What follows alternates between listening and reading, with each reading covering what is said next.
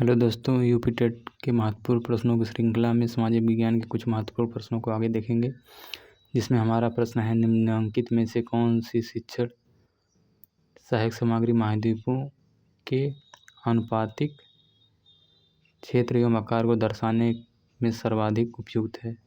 Globe, विश्व का प्राकृतिक मानचित्र, इनमें से कोई नहीं, विश्व का राजनीतिक मानचित्र। बताइएगा आंसर क्या हो जाएगा।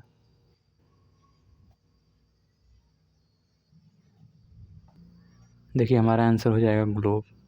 ग्लोब पर क्या होता है कि एशिया 3D आकृति में होता है, वहीं जो विश्व का मानचित्र होता है, मैप होता है, वहाँ पर क्या होता है कि वहाँ पर 2D आकृति में होता है, इसलिए हम महाद्वीपों और महासागरों को सही ढंग से नहीं दर्शा पाते। तो ग्लोब हमारा आंसर हो जाएगा, ऑप्शन 1 सही हो जाएगा। अगला क्वेश्चन देखिएगा, भूगोल शिक्षण की उपयुक्त विधि है कहानी विधि, वार्तालाप विधि, इनमें से कोई नहीं, भ्रमण विधि। बताइएगा इसका आंसर क्या हो जाएगा। देखिए इसका आंसर हो जाएगा भ्रमण विधि, ऑप्शन नंबर 4।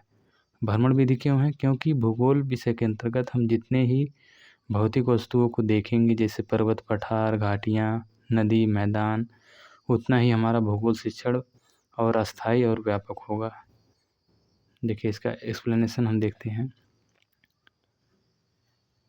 हमारा था क्या कि महाद्वीपों और महासागरों के अनुपात को, क्षेत्र और आकार को दर्शाने सर्वाधिक उपयुक्त ग्लोब।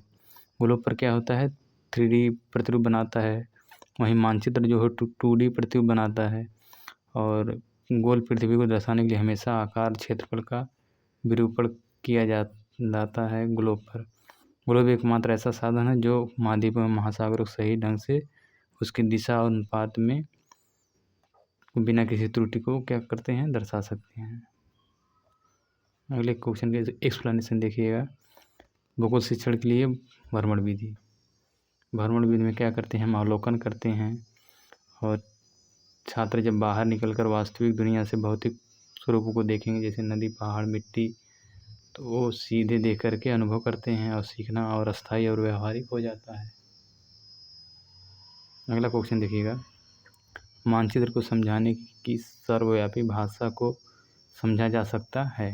ऑप्शन दिए गए हैं, वर्णमाला के अक्षरों द्वारा, रूढ़ चिन्हों से, थीमेटिक मानचित्र से, रेखा चित्रों से। बताइएगा इसका आंसर क्या हो जाएगा। देखिए इसका आंसर हो जाएगा सेकंड, रूढ़ चिन्हों से। रूढ़ चिन्ह क्या होते हैं, ये अंतर्राष्ट्रीय स्तर पर एक मानक होते हैं प्रतीकों या रंगों के, जो कि किसी मानचित्र पर दर्शाने में सहयोग करते हैं। इन रूढ़ चिन्ह का अंतर्राष्ट्रीय स्तर पर मान्यता प्राप्त होती है, यानी कि कोई भी देश यदि जो रूढ़ चिन्ह का पालन कर रहा है, वह विश्व में सभी देश पालन करेंगे। तो हमारा आंसर रूढ़ चिन्ह हो जाएगा।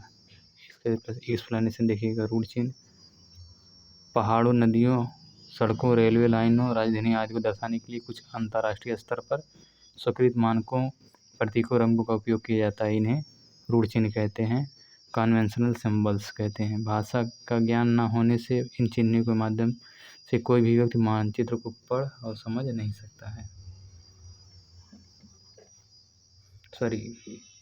ये भाषा का ज्ञान नहीं रहेगा तो इन चिन्हों के माध्यम से मानचित्र को कोई भी व्यक्ति पढ़ और समझ सकता है। अगला क्वेश्चन देखिएगा, यू आकार की घाटी का निर्माण होता है। ऑप्शन दिए गए हैं, पवन द्वारा, नदी द्वारा, सागरीय तरंगों द्वारा, हिमनदी द्वारा। बताइए इसका आंसर क्या हो जाएगा।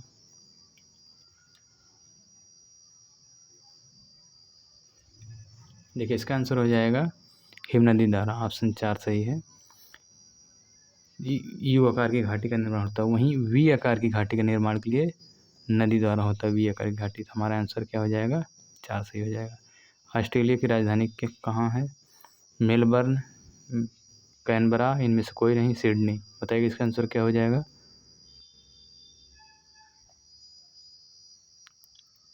देखिए इसका आंसर हो जाएगा कैनबरा, याद रखिएगा। यहाँ पर दिया गया यू आकार की घाटी किससे निर्माण होता है, हिमनदी द्वारा। बहता हुआ जल या नदी अपनी घाटी में तल्लीन गहराई करती है, वी आकार की घाटी का निर्माण करती है। जब कोई हिमनदी उसी वी आकार की घाटी से होकर के गुजरती है तो बर्फ़ के भारी घर्षण के कारण वह घाटी किनारों पर तली दोनों समान रूप से काटी है, जिससे आकार चौड़ा होता है, सपाट हो जाता है और वी आकार की घाटी का निर्माण हो जाता है। अगला क्वेश्चन था ऑस्ट्रेलिया की राजधानी कैनबरा। ऑस्ट्रेलिया की राजधानी कैनबरा है। सिडनी और मेलबर्न ऑस्ट्रेलिया के सबसे बड़े प्रसिद्ध शहर हैं, लेकिन राजधानी कैनबरा ही है। हमारा ही हो जाएगा। बाकी इससे आगे भी क्वेश्चन कराया जाएगा।